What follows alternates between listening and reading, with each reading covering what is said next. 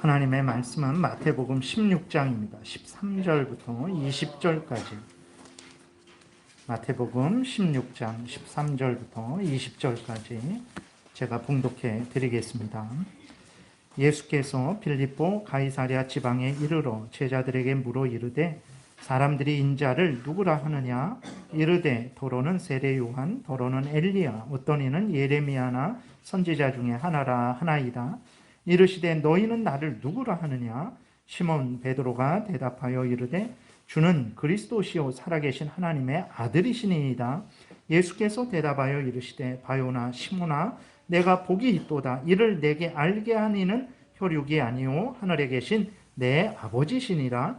또 내가 내게 이르노니 너는 베드로라. 내가 이 반석 위에 교회를 세우리니 음부의 권세가 이기지 못하리라. 내가 천국 열쇠를 내게 주리니 내가 땅에서 무엇이든지 매면 하늘에서도 매일 것이요 내가 땅에서 무엇이든지 풀면 하늘에서도 풀리리라 하시고 이에 제자들에게 경고하사 자기가 그리스도인 것을 아무에게도 이르지 말라 하시니라. 아멘. 기도드리겠습니다. 살아계신 하나님 아버지 감사합니다. 이 시간 하나님의 말씀을 전하고 듣습니다. 성령께서 성경을 통해서 알려주시는 하나님의 뜻을 잘 깨달아 알게 하시고 마음에 깊이 새기게 도우시고 알려주신 대로 믿고 따라서 하나님의 영광을 드러내며 많은 사람들을 유익하게 하며 우리도 하나님의 은혜를 늘 누리게 도와주옵소서. 이 시간 온전히 주장하여 주시기를 바라고 예수 그리스도의 이름으로 기도드렸습니다. 아멘. 오늘부터는 이제 몇 주에 걸쳐서 이제 교회의 권세에 대해서, 권위에 대해서, 교회에 대해서 또 말씀을 드리는 시간을 갖고자 합니다. 지난 시간에는 이제 이혼에 대해서, 결혼과 이혼과 재혼에 대해서 간략하게 말씀을 드렸었는데, 잠깐 정리를 하면 이제 이혼에 대해서 말씀을 드릴 때에 이혼 사유는 오직 음행과 버려둠의 이유 외에는 안 된다라는 것을 말씀을 드렸어요. 예수 그리스도는 성경을 통해서 이제 음행 외에는 이혼할 수 없다라고 분명하게 말씀을 하셨죠. 그 음행이라는 것은 이제 그 아주 넓은 의미예요. 성적인 죄들을 포함하는 그러한 의미입니다. 그래서 부부간에 이제 부부인데 이제 결혼을 했는데 그러한 이제 바람을 피는 것, 그런 것을 간통이라고 하죠. 그래서 이제 그러한 간통이나 성매매나 성폭력이나 근친상간이나 동성애 등이나 이러한 것도 음행에 이렇게 포함되는 거예요. 그 다음에 버려둠은 이제 고린도전서 7장에 나와 있는 버려둠인데 예수 믿는 자가 이제 둘 다 믿지 않는 자였어요. 그러니까 복음이 증거되지 않았던 곳에 또 이제 불신자들이었죠. 그래서 그들이 결혼을 했는데 복음이 증거되어서 한쪽이 믿게 된 거예요. 근데 이제 예수 그리스도를 믿게 되니까 믿지 않는 불신자 쪽이 당신 자꾸 이런 식으로 한다면 나는 당신하고 살 수 없다라고 해서 불신자가 신자를 버릴 때, 그러니까 신자가 이혼을 먼저 요구할 수 없어요. 음행의 연고 외에 요구를 할 수 없는데 불신자가 당신 하나님을 선택하든지 나를 선택하든지 둘 중에 하나 결정해 라고 하면서 이혼을 요구할 때에는 신자가 누구를 선택해야 됩니까? 하나님을 선택해야 되는 거예요. 그래서 그러한 차원에서는 이제 이혼이 이제 성립되게 되는 거죠. 근데 좀 더 이렇게 여기까지만 허용하는 그러한 사람들도 있고 여기에서 이 버려둠을 조금 더 해석을 합니다. 그래서 지난 시간에 말씀드렸던 대로 이제 폭력인데 뭐 작은 폭력이 아니고 물론 어떤 폭력이든 간에 그건 나쁜 거예요. 절대 뭐 언어 폭력이든 그런 것도 해서는 안 되는 거죠. 근데 어쨌든 생명에 위협이 되는 폭력이 가해질 때는 결혼 생활을 유지할 수 없죠. 이건 뭐 참고 살 정도가 아니라 정말 부부싸움 할 때마다 누가 뭐 칼을 든다 그러면 그건 어떻게 되겠습니까? 그거는 참 어찌할 수 없는 거죠. 그 서로 정말 기쁠 때나 슬플 때나 뭐 가난할 때나 부할 때나 병들었을 때나 건강할 때나 정말 검은 머리 팥불이 되도록 당신을 위해서 뭐 아내는 남편을 위해서 남편은 아내를 위해서 일평생 헌신하고 사랑하기로 했는데 그 결혼 생활을 유지할 수 없게 되니까 그때에는 이제 부득이하게 이혼이 이제 좀 이혼을 할 수 있게 되는 거죠. 이혼 사유가 되는 거예요. 그 외에도 이제 여러 가지 사유들이 될 수 있어요. 그러니까 경제적인 사유도 될 수 있어요. 근데 경제적인 사유가 좀 내가 남들보다 가난하게 사는 그런 거는 안 됩니다. 그리고 일시적일 수 있잖아요. 무슨 사업을 하다가 뭐 이렇게 잘 안 돼서 일시적으로 가난해졌다가 다시 노력해서 다시 이렇게 회복될 수 있고, 그러한 차원의 어떤 경제적 사유 말고, 이것은 아내로서 남편으로서 당연히 이제 가정 경제를 위해서 일을 해야 되는데 전혀 방치해 버리는 거죠. 그러니까 경제 활동을 전혀 하지 않는 아주 게으르고 악한 그러한 차원에서 그 부부가, 가족이 살 수 없을 때, 그때 부득이하게 이제 이혼 사유가 될 수도 있는 거예요. 근데 중요한 것은 무엇이냐면 절대로 이런 사유를 자기 마음대로 넓게 자기 위주로 해석해서는 절대 안 됩니다. 그건 절대 안 돼요. 어떻게 해야 되냐? 이혼에 대한 결정은 반드시 교회 당회를 통해서 결정이 돼야 되는 거예요. 그러니까 결혼도 마찬가지입니다. 결혼도 교회에 허락이 있어야 되는 거예요. 그 다음에 이혼도, 재혼도 마찬가지입니다. 교회에 그러한 관리 안에서 이루어져야 되는 거예요. 참고로 기독교 안에는 별거를 인정하지 않습니다. 그러니까 뭐 차라리 이혼하느니 따로 떨어져서 살아라. 요새 그런 사람들 많잖아요. 뭐 텔레비도 이렇게 나오고 그러는데 절대 그런 별거 인정하지 않아요. 기도를 위한 잠깐의 별거는 인정을 해요.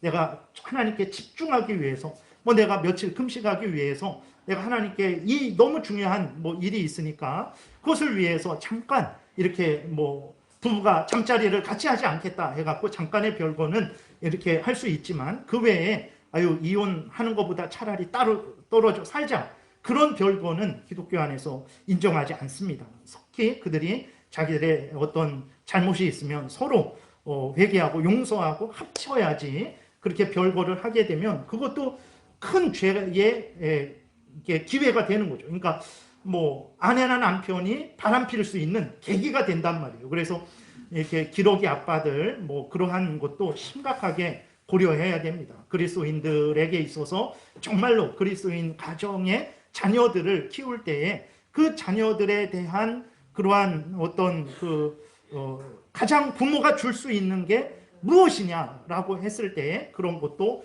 잘 고려해서 이렇게 가정생활을 해야 되는 거예요. 그래서 중요한 것은 무엇이냐면 결혼이나 이혼에 대한 결정도 절대로 성도 개인적으로 해서는 안 되고, 반드시 교회의 당회를 통해서 공적으로 뭐 이혼한다 뭐 이렇게 동네방네 소문낸다라는 게 아니라 그 교회의 질서를 따라서 이렇게 행해져야 된다라는 것입니다. 왜 그러냐? 첫 번째로는 개인적으로는 심각한 상황인데 심각함을 모를 수도 있어요. 그러니까 예를 들어서 늘 매 맞고 사는 사람은 그냥 매 맞는 게 너무 당연한 거 아니야? 군대 가면 정말 그래요. 이렇게 하도 고참들이 괴롭히면 이렇게 자기 전에 좀 괴롭혔으면 좋겠어요. 자기 전에 괴롭히지 않으면 자고 난 다음에 막 새벽에 이렇게 깨워서 괴롭히거든요. 그러니까 차라리 자기 전에 괴롭히고 그냥 편히 내일까지 잠잤으면 좋겠는데, 자기 전에 괴롭히지 않으면 오늘은 웬일이지? 왜 그러지? 막 이러한 이제 걱정이 들고, 차라리 빨리 정말 이렇게 집합 걸려서 혼나고 그냥 편히 잤으면 좋겠다. 뭐 이런 그런 생각을 하죠. 그러니까 늘 이렇게 좀 매맞고 어떤 그러한 위협을 당하던 사람들은 그게 다른 사람이 봤을 때는 아주 심각한 상황인데 그냥 그러려니 해요. 늘 그런 생활이 있으니까. 그래서 개인적으로는 자신을 객관적으로 바라볼 수 없어요. 그리고 또 하나는 심각하지 않은데 자기만 심각하게 느끼는 거예요. 이거는 얼마든지 그냥 객관적으로 봤을 때 정말 같이 함께 살아갈 수 있는 얼마든지 그런 상황인데 자기는 못 살겠다라고 하는 거죠. 그러니까 그런 어떤 개인이 자신을 모르기 때문에 이제 반드시 당회와 함께 결정을 해야 되는 것이고, 또 하나는 해결 방법이 있는데 찾지 않는 거죠. 못 찾거나 아니면 노력을 하지 않거나. 그러니까 서로 잘못을 이렇게 지적을 받고 그 잘못에 대해서 인정을 하고 서로 그 잘못에 대해서 회개를 하고 서로 용서를 빌고 서로 함께 노력을 해야 되는 거예요. 근데 이제 두 부부만 그런 결정을 하게 되면 어렵죠. 그래서 교회가 적극적으로, 당회가 적극적으로 개입을 해서 그것을 이제 서로 화목하게 또 지도해 줘야 되기 때문에 결혼이나 이혼에 대해서는 이렇게 개인적으로 결정할 일이 아니라 교회의 당회를 통해서 그런 일이 이루어져야 되는 거예요. 그리고 왜 교회의 당회를 통해서 그런 일이 이루어져야 되냐 그랬을 때 교회 성도의 일이기 때문에 그렇습니다. 교회에 속한 성도들의 일이기 때문에 그런 거예요. 그리고 무엇보다도 하나님께서 교회에 그런 권위를 부여해 줬어요. 그러니까 왜 교회가 왜 내 결혼과 내 이혼에 대해서 관여합니까? 내 결혼이고 내 이혼인데 내 마음대로 하면 되는 것 아닙니까? 라고 그렇게 생각을 할 수 있지만, 그런데 중요한 것은 무엇이냐면 하나님께서 교회에 그러한 권위를 부여해 주셨기 때문에 반드시 교회에 속한 성도들은 결혼이나 이혼에 있어서 반드시 교회의 그러한 관리 안에서 이루어 그 모든 일들을 행해야 된다라는 것입니다. 그런데 오늘날 여러분들은 어떻습니까? 교회가 성도의 결혼과 이혼을 이제 관리한다, 마음대로 한다, 이런 의미가 아니라 성도의 결혼에 대해서 교회가 하나님의 말씀으로 가르쳐주고 그 성도들은 하나님의 말씀을 따라서 교회를 하고, 정말 그러면 안 되겠지만 어떤 이혼 사유가 있을 때 교회가 그것이 합당한 이혼 사유인지 성경에 비추어 봐서 성경에 합당한 이혼 사유인지 아닌지 그러한 가르침을 줄 때에 그 성도들이 이제 그 교회의 가르침을 신뢰하고 그 교회의 가르침을 따라서 이렇게 살아간다라는 차원의 관리지, 뭐 옛날에 뭐 공산당처럼 누구랑 결혼해라, 누구는 누구랑 결혼하고 누구는 누구랑 결혼하고 이런 관리가 아닙니다. 그래서 근데 그럼에도 불구하고 하나님의 말씀으로 성도들을 지도하면서 그 성도들이 결혼과 이혼에 있어서는 교회의 그러한 가르침을 따라야 된다라고 그렇게 말을 그렇게 할 때에 그것을 전혀 이제 이해하지 못하는 성도님들도 계실 거예요. 인정하지, 받아들이지 못하는 성도님들도 아마 있을 것입니다. 여러분들은 어떻습니까? 오늘날 대부분 아니 왜 교회가 뭔데 나의 결혼에 대해서 나의 이혼에 대해서 이래라 저래라 하는 거야 라는 아마 생각을 그렇게 하는 성도들도 많을 거예요. 왜 그러냐면 오늘날 대부분의 그리스도인들은 교회를 예배 드리는 곳으로만 생각을 하는 거예요. 그러니까 장소적으로만 생각을 해요. 교회가 뭐야? 그랬을 때 교회는 공덕동 뭐 공덕현대 아파트 거기 상가에 있어. 그러니까 교회를 생각할 때 건물적으로만 생각을 하는 거죠. 그래서 주일에 예배 드리는 곳, 주일에 모여서 예배 드리는 곳, 그곳을 교회라고 생각을 해요. 그러니까 아니 교회가 뭔데 나의 결혼에 대해서 나의 이혼에 대해서 이래라 저래라 하지? 이해를 못하는 거예요. 그걸 받아들이지도 못하는 거죠. 그런데 여러분 다시 한번 생각해 보시기 바랍니다. 교회가 나의 결혼과 이혼에 대해서 간섭해서는 안 된다라고 생각하는 그리스도인들이요, 국가의 간섭에 대해서는 아주 적극적으로 받아들이고 인정하고 따르고 있어요. 그러지 않습니까? 결혼한 사람들이 정식으로 결혼을 인정받기 위해서는 어떻게 해야 됩니까? 내가 그냥 내 마음대로 결혼했다 하면 안 돼요. 어떻게 해야 되냐면 그 국가에 혼인신고를 해야 됩니다. 그 절차를 따라서 그 양식에 맞추어서 혼인신고를 해야 거기에 국가로부터 정식적으로 이제 부부가 되었다라는 인정을 받게 되는 거예요. 이혼할 때에도 그 법에 그 절차를 따라야 됩니다. 복잡해요. 가정법원의 확인을 받아야 되고 이혼하겠다라는 신청을 해야 되고 뭐 1개월에서 3개월의 숙려 기간을 가져야 되고 자녀들에 대해서 어떻게 하겠다라는 협의를 제출해야 되고, 그래서 법원에 확인을 받은 후에 또 주소지에 가서 뭐 신고를 해야 되고 뭐 이러한 복잡한 절차가 있어요. 그러니까 국가가 개인의 결혼과 이혼에 대해서 까다로운 그러한 절차를 요구해요. 근데 그리스도인들은 어떻습니까? 이렇게 국가가 그렇게 혼인신고해라 아니면 뭐 이혼의 절차를 거쳐라 라고 말을 할 때 아니 내 결혼이고 내 이혼인데 왜 국가가 간섭합니까? 라고 그렇게 질문하는 그리스도인들 있습니까? 없어요. 그럼 왜 국가가 개인의 결혼과 이혼에 대해서 명령하는데 왜 그대로 따릅니까? 라고 질문하면 아니 그거 당연한 거 아니에요? 국가는 그런 권한이 있잖아요 라고 말을 하죠. 국가는 국민의 생명과 재산과 안전을 보호해야 하기 때문에 당연히 이러한 절차로 요구하는 것 아닙니까? 당연히 그러니까 국민은 따라야 되는 것 아닙니까? 라고 이렇게 말을 해요. 맞습니다. 국가는 하나님이 국가를 세우실 때에 국민의 생명과 안전을, 재산을 보호하는 명령을 주셨어요. 그래서 선한 사람들을 칭찬하고 악한 사람들에게 벌 주라고 하나님께서 칼의 권세, 공권력, 강제력도 주신 것이거든요. 그러니까 당연히 국가에 우리가 그 국가에서 요구하는, 정부에서 요구하는 그 절차를 따르는 것은 지극히 당연한 거예요. 근데 그리스도인들이 놓치는 것이 있어요. 그러니까 우리나라가 이제 불신 국가였다가 기독교가 들어왔죠.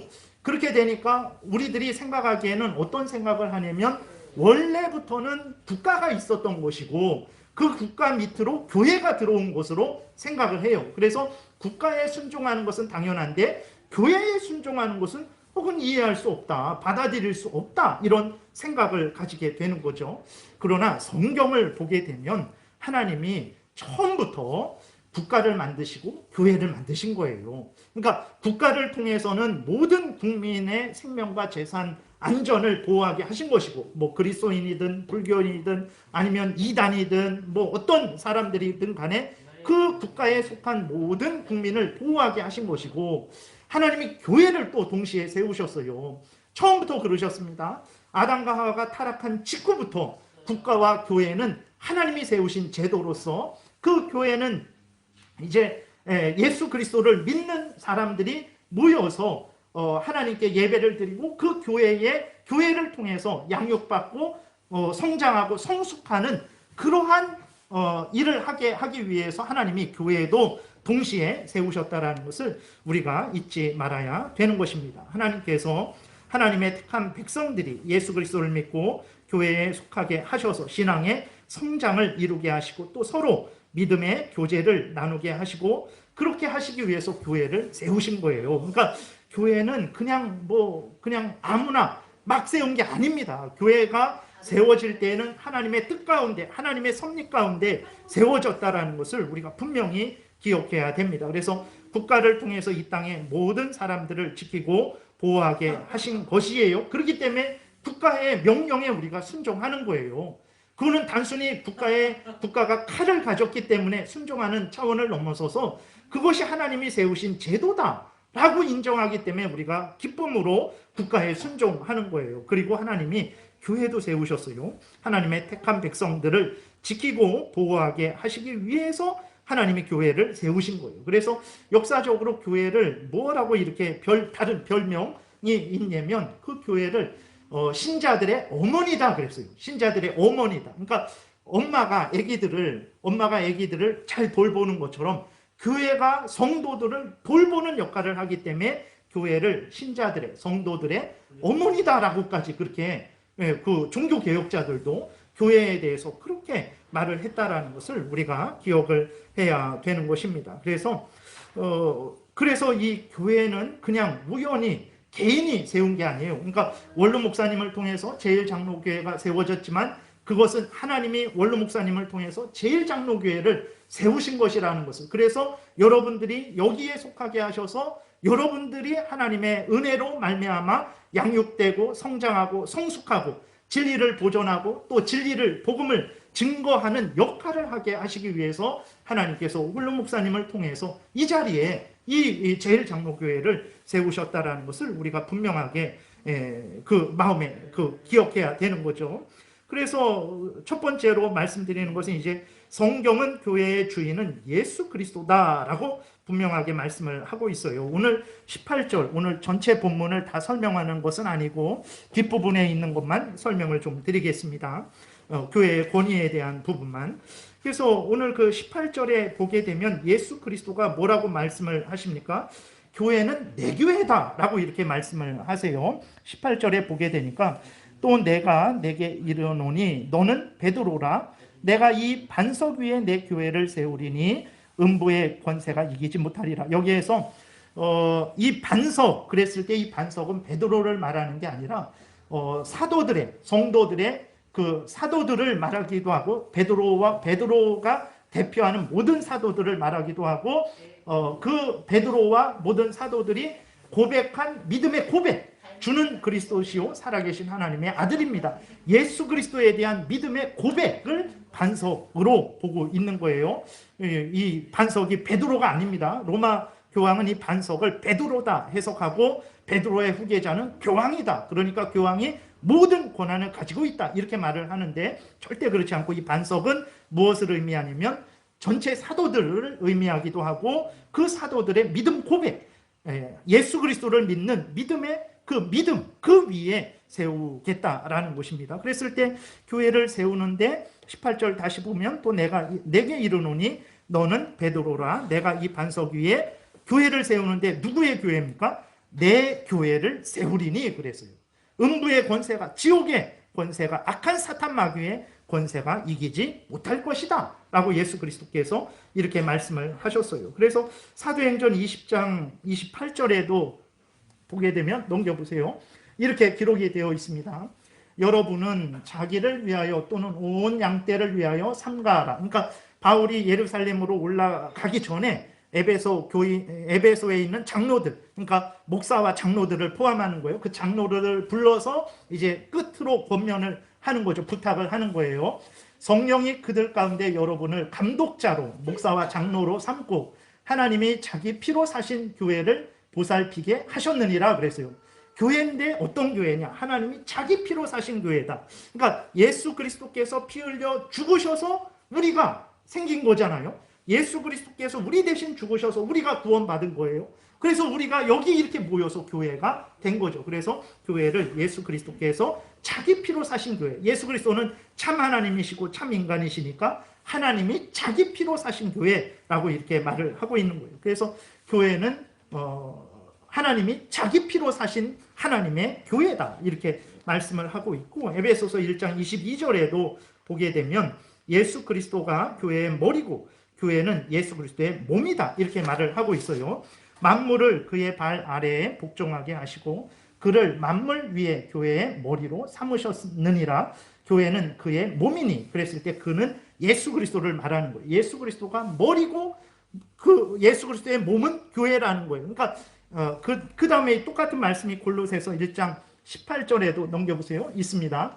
그는 몸인 교회의 머리시라. 그가 근본이시요 죽은 자들 가운데에서 먼저 나신 이시니 이는 친히 만물의 으뜸이 되려 하심이요 라고 이렇게 기록이 되어 있어요. 그래서 이제 보게 되면 그는 몸인 교회의 머리다 라고 이렇게 말을 하고 있고, 그 몸은 예수 그리스도의 머리 대신 예수 그리스도의 몸이다. 다시 말해서 예수 그리스도는 교회의 시작과 끝인 거예요. 교회의 주인이시라는 거죠. 이렇게 교회의 주인 되시는 예수 그리스도께서 예수 그리스도를 믿는 자들이 모인 교회에 권세를 주신 거예요. 19절에, 오늘 본문 19절에 보게 되면 내가 천국 열쇠를 내게 주리니 내가 땅에서 무엇이든지 매면 하늘에서도 매일 것이요 내가 땅에서 무엇이든지 풀면 하늘에서도 풀리리라 이렇게 기록이 되어 있어요. 그러니까 열쇠라는 것은 권세를 의미합니다. 근데 어떤 권세냐? 교회에 권세를 주셨는데 그 어떤 권세냐? 교회가 권세를 가지고 있어 갖고 하나님의 말씀에 근거해서 교회가 어떤 일을 행하게 되면 그 일을 하나님도 인정하신다라는 거예요. 그러니까 교회에서 무엇을 맺어요. 이것은 징계를 의미하기도 하죠. 하나님의 말씀에 따라서 무슨 일을 했어요.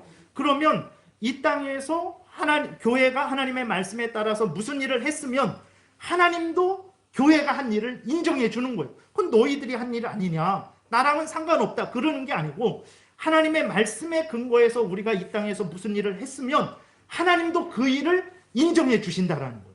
그러니까 어떤 특별히 말씀드리겠지만 그 말씀을 드리기 좀 다양하니까.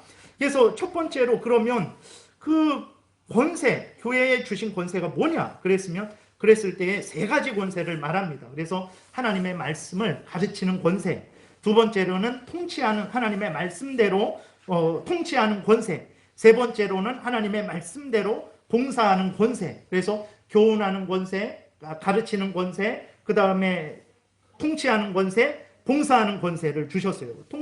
가르치는 권세는 무엇이냐면 교회의 머리 되시고 참된 선지자이시죠. 예수 그리스도는 참된 선지자입니다. 하나님의 말씀을 전하는 예수 그리스도시죠. 그랬을 때 예수 그리스도께서 교회에 말씀을 주신 거예요. 진리를 보존하고 그 진리를 선포해서 하나님의 말씀으로 성도들을 가르치고 양육하고 그 다음에 악한 사탄 마귀의 괴계들과 맞서 싸워 진리를 보존하고 그 다음에 예수 그리스도의 복음을 온 세상에 전할 수 있는 그 권세를 주신 거예요. 여러분, 하나님의 말씀이 국회에 있습니까? 청와대에 있습니까? 아니에요. 하나님의 말씀이 어디에 있습니까? 교회에 있습니다. 근데 교회는 국회랑 청와대나 아니면 법원이나 비교해 봤을 때 교회는 연약하고 부족합니다. 하찮고 보잘것 없어요. 근데 세상적으로 대단한 곳들에 하나님의 말씀이 있는 게 아니에요. 하나님의 말씀이 어디 있습니까? 교회에 있는 거예요. 우리 제일장로교회에 있는 거예요. 하나님의 말씀이 교회에 있습니다. 그리고 그 교회에서 하나님의 말씀을 증거하고 있는 거예요. 하나님이 어떻게 그럼 이 작은 교회, 하찮은 교회, 사람도 별로 없고 능력도 별로 없고 정말 내세울 것이 별로 없는 이 교회에 어떻게 하나님의 진리의 말씀이 있게 되었을까? 그것은 하나님이 교회에 그 권한을 주셨기 때문에 그런 거예요. 그래서 하나님이 교회에 말씀을 주셔서 하나님의 진리를 선포하게 하시고, 그래서 모든 거짓된 사상을 깨트리게 하시고 죄인들의 멸망을 경고하게 하셔서 회개하고 돌이키게 하시고 복음을 증거해서 예수 그리스도를 믿게 하시고 또 하나님의 말씀으로 성도들을 위로하게 하시고 또 약한 자들을 강하게 하시는 그런 일을 하는 거예요. 여러분, 복음을 전하는 일을 법원이 하지 않습니다. 복음을 전하는 일을 청와대나 국회가 하지 않아요. 교회가 하는 거예요. 우리 성도들을 강하게 하고 위로하고 또 잘못됐을 때 책망하고 회개하게 하고 하나님께로 돌아오게 하고 하나님의 말씀대로 살게 하는 일을 법원이 하는 게 아니에요. 청와대가 하는 게 아닙니다. 누가 합니까? 교회가 하는 일이에요. 어떻게 교회가 하냐? 하나님께서 그 권한을 교회에 주셨던 거예요. 그래서 교회가 하나님의 말씀을 전하는 거지, 그냥 내가 하나님 말씀 전해야 되겠네? 한번 우리가 하나님 말씀 전해볼까요? 해갖고 하나님의 말씀을 전하는 게 아니라는 것을 우리가 분명히 기억을 해야 되는 것입니다. 하나님은 교회에 하나님의 진리를 주시고 그 진리를 보존하고 증거하는 일을 하게 하신 거예요. 그래서 하나님의 권한을 받은 교회가 하나님의 말씀을 전하잖아요. 그러면 하나님이 그건 너희들이 전한 거지 이렇게 하시는 게 아니라 하나님의 말씀을 받고 하나님의 말씀 따라서 하나님의 말씀을 전하면 하나님이 하늘에서 어떻게 하십니까? 내 말을 전했다라고 인정해요. 그리고 여러분들이 이렇게 설교 시간에 하나님의 말씀에 근거해서 바르게 전할 때, 그러니까 자기 생각 전하고 잘못된 거 전하고 그거는 무시해도 됩니다. 듣지 않아도 돼요. 그러나 성경에 근거해서 설교되어진 선포된 하나님의 말씀을 여러분들이 그것을 듣고 그것을 믿고 그럼 내가 회개해야 되겠다. 아니면 내가 더 열심히 하나님을 섬겨야 되겠다. 기도해야 되겠다. 사랑해야 되겠다. 이 죄는 내가 버려야 되겠다. 이 일은 해야 되겠다. 라고 여러분들이 교회에서 전해지는 하나님의 말씀을 듣고 여러분들이 믿고 여러분들이 순종했잖아요. 그럼 하나님이 어떻게 하십니까? 그것을 그렇게 교회에서 전하는 말씀을 듣고 믿고 순종한 여러분들을 향해서 하나님이 너는 내 말을 들었구나. 너는 내 말을 믿었구나. 너는 나에게 순종했구나 라고 인정해 주신다라는 놀라운 일입니다. 제가 전한 거잖아요. 제가 하나님의 말씀을 전한 거예요. 근데 하나님이 너는 그 일개 목사의 말을 들은 거 아니냐? 너가 내 말 들은 거냐? 이러지 않아요. 성경에 근거해서 누가 전하든 하나님의 말씀이 올바로 전해졌을 때 올바로 전해진 말씀을 여러분들이 듣고 믿고 순종하잖아요. 그럼 하나님이 여러분들에게 내 말을 들었구나, 내 말을 믿었구나, 내 말에 순종했구나 라고 기뻐하시면서 여러분들에게 상 주세요. 어떻게 그런 일이 일어나는가? 그것은 교회에 그런 권한을 주셨기 때문에 그 권한을 따라서 교회가 하나님 말씀을 전하니까 하나님 말씀 전한 것으로 인정해 주는 것이고 그 말씀을 듣고 순종하니까 하나님 말씀 전한 것, 듣고 순종한 것으로 인정해 주는 거예요. 사도행전 2장에 보게 되면 베드로가 성령 충만을 받고 이렇게 설교를 해요. 베드로가 이르되 너희가 회개하여 각각 예수 그리스도의 이름으로 세례를 받고 죄사함을 받으라.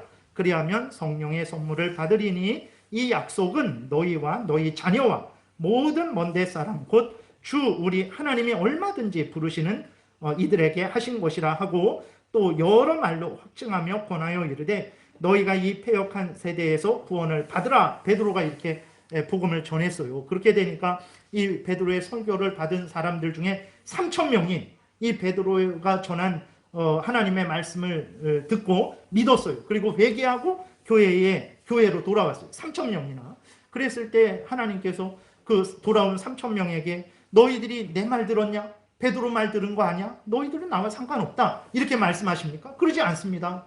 너희들은 내 말을 듣고 회개하고 돌아왔으니 예수 그리스도를 믿고 교회에 속했으니 내가 너희들의 죄를 용서하고 내가 너희들을 구원하겠다. 내가 너희들의 아버지가 되고 너희들은 나의 자녀가 되게 해주겠다라고 이런 은혜를 주신다라는 거예요. 오늘도 똑같습니다. 앞에서 말씀을 드렸듯이 여러분들 하나님이 여러분들을 양육하실 때 어떻게 양육하십니까? 하나님이 직접 나타나서 여러분들을 양육하시지 않아요. 여러분들의 믿음을 성숙하게 하고 성장하게 하실 때 하나님이 직접 나타나셔서 자, 몇 장 펴라. 뭐 내가 몇 장 말씀 하나님 말씀 이렇게 전해줍니까? 그러지 않습니다. 교회에서 하나님의 말씀을 듣게 하셔서 여러분들로 깨닫게 하시고 자라게 하시고 장성케 하시는 거예요. 하나님이 교회를 통해서 여러분들을 양육하세요. 여러분들의 믿음을 성숙해 하고 성장하게 하시는 거예요. 그래서 여러분들이 교회에서 들은 하나님의 말씀대로 믿고 행할 때 하나님이 그것을 기뻐하신다니까요. 너희가 내 말을 듣고 따르는구나 라고 하나님께서 인정해 주시고 은혜를 주세요. 그래서 하나님의 뜻을 이루어 주시는 거죠. 하나님은 이렇게 교회에 하나님의 말씀을 전할 권한을 주신 거예요. 그래서 교회가 하나님의 말씀을 받고 그 말씀을 전해서 진리를 보존하고 또 성도들을 양육하게 하고 세상의 온갖 거짓되고 악한 사탄의 괴계와 맞서 싸우게 하고 복음을 증거케 해서 이 세상을 빛과 소금의 역할을 이 세상의 빛과 소금의 역할을 하게 하셨다라는 것을 우리가 기억해야 됩니다. 그러니까 교회가 뭔데 나한테 이래라 저래야 하는 거야. 내가 내 마음대로 결혼하고 내가 내 마음대로 이혼하는 거지. 왜 마음대로 결혼하지 못하도록 하지? 왜 마음대로 이혼하지 못하도록 하지? 교회에 그런 권한을 주셨어요. 성도들로 하여금 모든 신앙생활과 모든 일상생활을 살아가는데 교회를 통해서 하나님의 뜻을 전하게 하신 거예요. 그래서 성도들은 내 마음대로 일상생활, 신앙생활을 해서는 안 되고 교회에서 바르게 전해지는 하나님의 말씀을 따라서 살아가야 되는 거예요. 그러니까 이혼도 하나님의 말씀을 따라서 해야 됩니다. 결혼도 하나님의 말씀을 따라서 해야 되는 거예요. 예배 드릴 때만, 기도 드릴 때만 하나님의 말씀을 따라서 하는 게 아니라 모든 삶에 있어서, 모든 일에 있어서 하나님의 말씀을 따라서 행해야 되는 거예요. 그 당연히 교회의 가르침을 통해서, 다시 말해서 하나님의 말씀을 따라서 지도를 받고 결혼하고 이혼해야 되는 거예요. 당연히 그렇게 해야 되는 것입니다. 두 번째로는 통치권, 치리권이 있어요. 참된 왕이신 예수 그리스도께서 교회를 직접 통치하시죠. 근데 나타나셔서 예수 그리스도께서 항상 여기 이 자리에 임재하셔갖고 우리 눈에 보이게 임재하셔갖고 막 이렇게 누구 잘했다 상 주고 누구 못했다 이렇게 벌 주고 그러시지 않습니다. 그 권한을 예수 그리스도께서 교회에 이제 그 권한을 주신 거예요. 그래서 교회가 어지럽지 않도록, 죄로 인해서 무질서해지지 않도록 교회의 질서를 유지할 수 있는 권한을 주신 거예요. 교회가 죄로 인해서 더럽혀지지 않도록 순결하게 유지할 수 있도록 그런 권세를 주신 거예요. 그게 이제 징계권이기도 하죠. 그 질서를 따라서 잘 다스리고 또 이제 그 잘못해서 교회를 오염시킬 때에는 거기에 대해서 책망을 해서 교회를 순결하게 만들 수 있는 그 권한을 주셨습니다. 그래서 오늘 그 19절에 있는 내용이 바로 그것을 말하고 있는 거예요. 그래서 내가 천국 열쇠를 내게 주리니 내가 땅에서 무엇이든지 매면 하늘에서도 매일 것이요 내가 땅에서 무엇이든지 풀면 하늘에서도 풀리리라. 요한복음 20장에서도 같은 말씀입니다. 요한복음 20장 보면 너희가 누구의 죄든지 사하면 사하여질 것이요 누구의 죄든지 그대로 두면 그대로 있으리라. 아주 어떻게 우리가 아무것도 아닌데 우리가 누구의 죄를 용서하고 안 하고 그렇게 할 수 있겠습니까? 이것은 무엇을 의미하는 거냐면 어떤 그 성도가, 교회에 속한 성도가 어떤 범죄를 저질렀어요. 범죄를 저지르니까 이제 그것이 드러나지 않은 범죄일 때는 은밀하게 그 일을 처리합니다. 그래서 그 죄를 범한 것을 아는 사람이 개인적으로 권면을 하죠. 그거 죄입니다. 빨리 회개하세요. 근데도 그 범죄한 사람이 회개 안 해요? 그럼 두세 사람을 같이 데리고 가서 이제 권면을 해요. 정말 회개해야 됩니다. 그 하나님 앞에서 그건 잘못하는 것입니다. 라고 했는데도 또 회개 안 해요? 그때는 이제 마태복음 18장에 있는 대로 교회에 말하죠. 그걸 공적으로 이제 처리하는 것입니다. 그래서 교회에서 공적으로 죄를 회개하라 그래요. 회개 안 해요. 그러면 어떻게 합니까? 당신은 그럼 직분을 이제 그만두십시오. 뭐 목사의 직분 할 수 없습니다. 뭐 장로의 직분 할 수 없습니다. 그렇게 하고 또 이제 그 성찬에 참여하는 것을 이제 금지시키죠. 그랬는데도 회개 안 해요. 그때는 어떻게 합니까? 출교시키는 거예요. 근데 그 하나님께서 그러한 일들을 할 때에 교회에서 그 죄를 지은 사람을 정죄하고 회개하라 그랬는데도 회개하지 않으니까 결국은 어쩔 수 없이 마지막으로 교회의 순결을 보호하기 위해서 다른 성도들이 교회의 그 죄로 인해서 오염되는 것을 방지하기 위해서 그리고 그 사람이 이 출교의 형벌을 받고 깨닫고 회개하게 하기 위해서 그를 출교했어요. 하나님께서 왜 너희들 마음대로 그 사람을 출교하냐라고 하나님이 그렇게 하십니까? 아니에요. 하나님도 그 사람을 출교한 것으로 인정을 하는 거예요. 그러니까 그 사람은 제일 장로교회에서만 출교된 게 아니고 하나님 앞에서 출교된 거예요. 땅에서 매면 하늘에서도 매시는 거예요. 근데 그 출교된 사람이 죄를 깨달았어요. 내가 회개하지 않아서 이렇게 교회로부터 하나님의 교회로부터 성도의 교제로부터 떨어져 나왔구나. 내가 이렇게 살 수 있는가 해갖고 회개를 했어요. 중심으로 회개를 했습니다. 그러면 교회가 그 중심으로 회개한 것을 점검하죠. 그랬더니 진실로 회개한 거예요. 그러면 어떻게 합니까? 받아줘야 돼요. 그러니까 징계는 회복을 위한 징계입니다. 교회에서 행하는 모든 징계는 회복을 위한 징계예요. 회개케 하고 돌이키기 위한 징계지 영원히 지옥불에 던져놓기 위한 징계 아닙니다. 그래서 그 사람이 회개를 했으니까 교회가 어떻게 합니까? 그 사람을 받아주죠. 그 사람을 받아줄 때 하나님이 왜 너희들 마음대로 받아주냐 하십니까? 그러지 않아요. 하나님도 그 사람을 받아주세요. 그러니까 땅에서 맸어요. 두세 사람이 마태복음 18장에 있는 대로 두세 사람이 땅에서 맸어요. 그 교회가 작거나 크거나 상관없는 거예요. 예수 그리스도를 믿는 사람들이 모인 곳이 교회입니다. 작거나 크거나 그건 상관없는 교회, 그거예요. 그래서 아무리 작은 교회든 큰 교회든 하나님의 말씀대로 행하면 그게 참된 교회고 아무리 큰 교회일지라도 하나님의 말씀대로 행하지 않으면 바른 교회가 아닙니다. 그래서 하나님의 말씀대로 두세 사람이 모인 교회일지라도 이 땅에서 징계하고 해벌한 것에 대해서 하나님도 그 징계를 인정해주고 해벌한 것도 인정해 주신다라고 이렇게 오늘 본문이 말을 하고 있는 거예요. 그러니까 놀라운 거죠. 이단을 정죄하는 것도 마찬가지입니다. 성경에 근거해서 그 이단 정죄는 개인이 하는 것 아니고 한 교회가 하는 것 아닙니다. 교단적으로 하는 거예요. 그러니까 우리 교회가 속해 있는 백석 교단적으로 이단의 신학을 살펴서 잘못된 것을 책망하고 드러내는 거예요. 절대로 개인이 함부로 정죄하는 것 아닙니다. 근데 이단을 정죄하는 것도 마찬가지예요. 성경의 근거에서 신천지 이만희를 살펴보니까 완전히 이단이에요. 완전히 성경과 다른 얘기를 해요.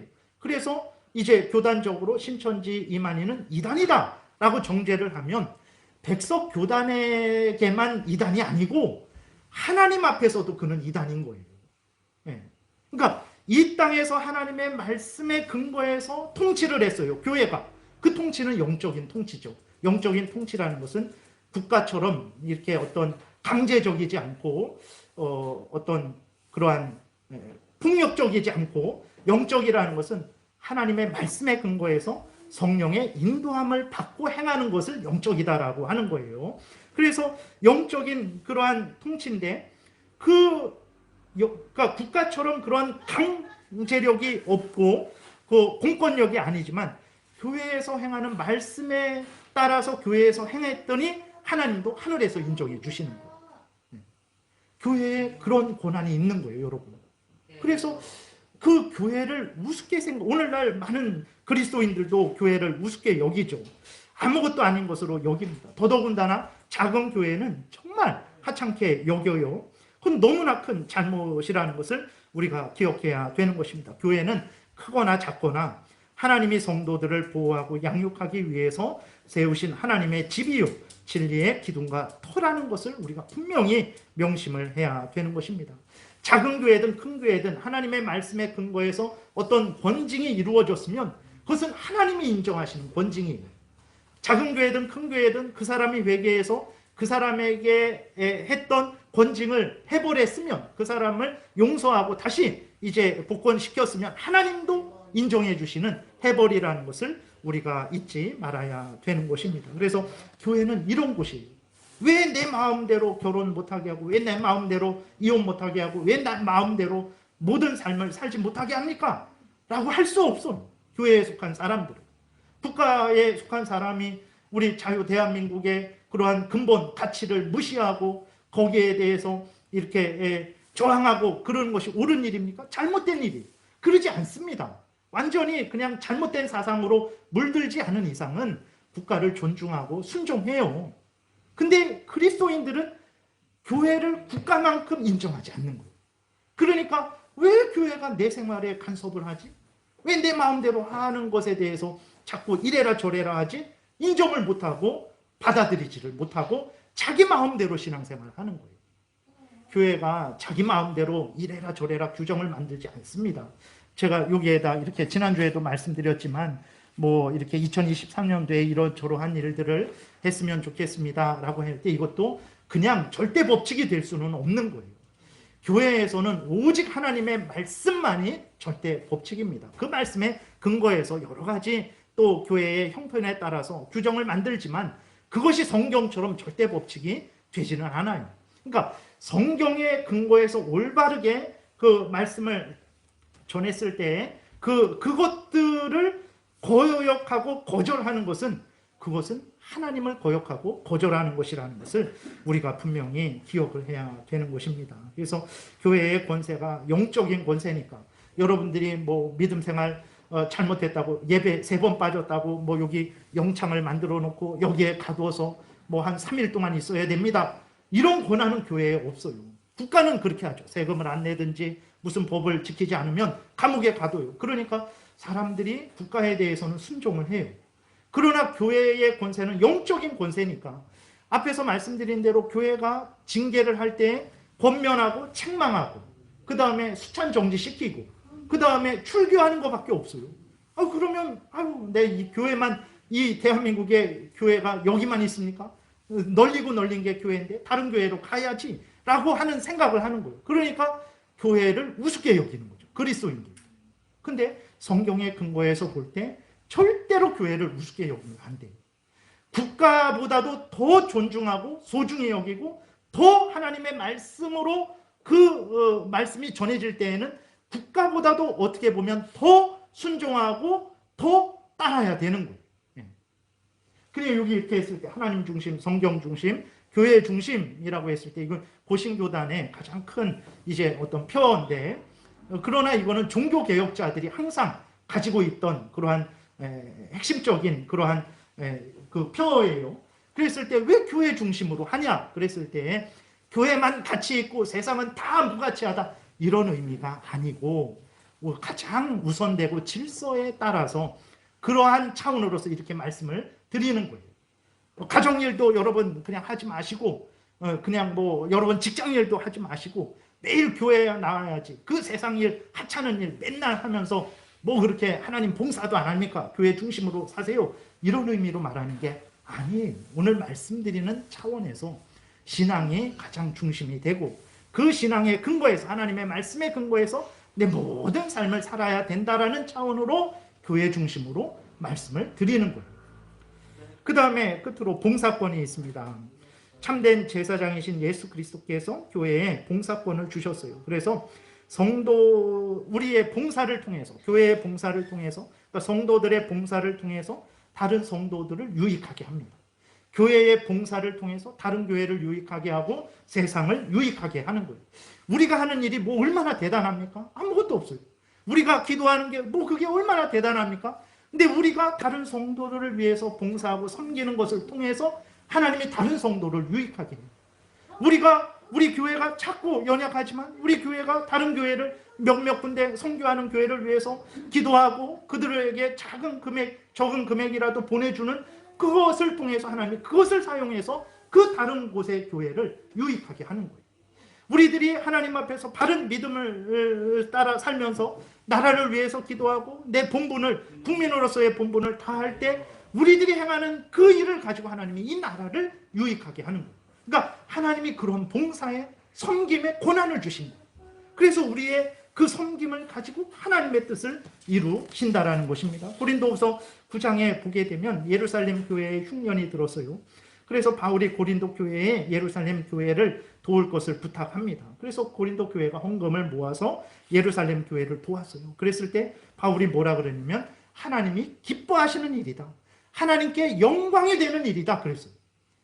그게 얼마나 뭐 수천억 모았겠습니까? 작은 돈, 고린도 교회도 어려웠어요. 어려운데 힘을 다해서 모았어요. 그래서 그 모아서 구제헌금을 그 예루살렘 교회를 위해서 보냈더니 하나님이 그 고린도 교회의 봉사를 사용하셔서 예루살렘 교회를 유익하게 하시는 거예요. 여러분, 우리들이 섬기는 일이 이렇게 놀라운 결과를, 열매를 맺습니다. 그러니까 우리가 교회에서 섬기는 것을 언제 그만두나, 언제 이 짐에서부터 해방되나, 저 사람들은 맨날 교회에 다니는데도 그냥 아무 일도 하지 않는데 나는 이 일도 하고 저 일도 하고 너무너무 힘들다라고 우리들이 일반적으로 그렇게 생각을 하죠. 근데 그렇지 않습니다. 다시 눈을 이렇게 우리가 다르게 살펴보면 그 봉사하는 것은 하나님이 주신 특권인 거예요. 내 봉사를 통해서 다른 성도를, 전체 성도를, 다른 교회를, 이 세상을 하나님께서 밝게 하시고 유익하게 하시는 것입니다. 그래서 우리가 하나님을 이제 섬긴다고 하면서 내 책임을 다하지 않으면 그것은 잘못된 거예요. 하나님을 섬기는 사람들은 이렇게 하나님이 주신 직분을 잘 감당하는 거죠. 왜 그러냐면 그 내 직분을 감당하는 것을 통해서 하나님이 교회를 유익하게 하고 다른 성도를 유익하게 하고 세상을 유익하게 하기 때문에 그런 것입니다. 하나님이 우리의 섬김을 인정하셔서 사용하시는 거예요. 그래서 하나님의 영광을 드러내시는 거예요. 그래서 교회가 뭐냐? 교회가 뭔데 왜 이렇게 간섭하고 이래라 저래라 하는가? 물론 자기 마음대로 기준을 정해놓고 이래라 저래라 하면 안 돼요. 교회는 항상 하나님의 말씀에 근거해야 되는 거죠. 근데 그래서 하나님의 말씀에 근거해서 여러분들에게 하나님의 뜻을 전하고 하나님의 뜻대로 살라고 했을 때 순종하셔야 돼요. 왜 그러냐? 교회를 그렇게 만드셨어요. 하나님이. 교회에 그 하나님의 말씀을 전하는 권세, 그 다음에 통치하는 것, 말씀대로 성도들을 이제 다스리는, 통치하는. 근데 국가처럼 뭐 그런 통치가 아니라 이제 하나님 앞에서 올바로 살도록 하나님 앞에서 믿음의 성숙과 성장을 이루도록 돕는 그러한 영적인 통치죠. 그리고 봉사권을 주신 거예요. 교회가 놀라운 곳입니다. 그렇게 하찮은 곳 아니에요.